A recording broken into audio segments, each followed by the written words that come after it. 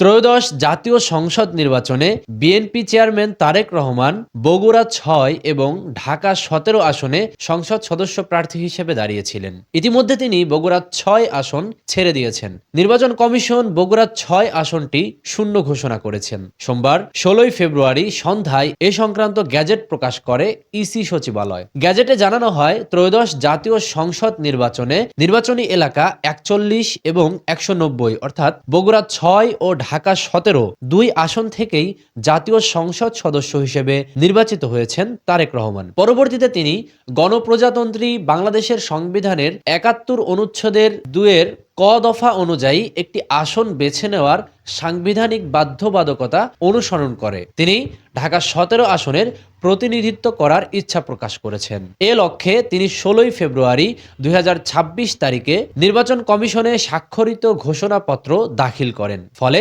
একই তারিখ থেকে বগুড়া ৬ আসনটি শূন্য ঘোষণা করা হয়েছে। এর আগে সোমবার বিকেলেই বগুড়া ৬ আসনটি ছেড়ে দেওয়ার বিষয়ে ইসিতে আনুষ্ঠানিক চিঠি দেন তিনি। জানা গেছে, মঙ্গলবার তিনি ঢাকা ১৭ আসনের সংসদ সদস্য হিসেবে শপথ গ্রহণ করবেন।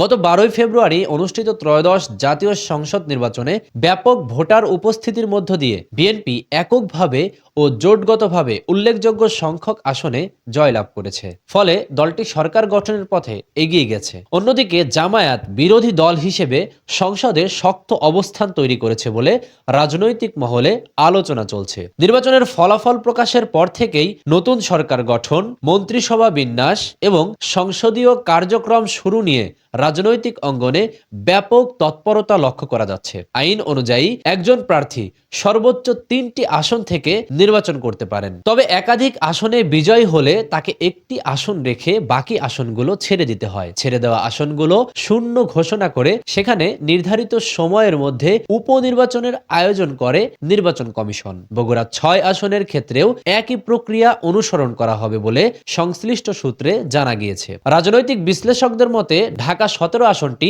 রাজধানী কেন্দ্রিক হওয়ায় জাতীয় রাজনীতিতে সরাসরি ভূমিকা রাখার ক্ষেত্রে এটি কৌশলগতভাবে গুরুত্বপূর্ণ। ফলে তারেক রহমানের এই সিদ্ধান্তকে রাজনৈতিকভাবে তাৎপর্যপূর্ণ বলেই দেখছেন তারা। অন্যদিকে বগুড়া ৬ আসনে উপনির্বাচন ঘিরে স্থানীয় রাজনীতিতেও নতুন সমীকরণ তৈরি হতে পারে। সব মিলিয়ে নির্বাচনের পর সরকার গঠন প্রক্রিয়া যখন চূড়ান্ত পর্যায়ে, তখন বগুড়া ৬ আসন শূন্য ঘোষণার মাধ্যমে উপনির্বাচনের প্রস্তুতির পথও আনুষ্ঠানিকভাবে উন্মুক্ত হলো। এখন দেখার বিষয়, এই আসনে কোন দল কাকে প্রার্থী করে এবং রাজনৈতিক লড়াই কী রূপ নেয়। হাদিউজ্জামান অন্তর, AU24 নিউজ।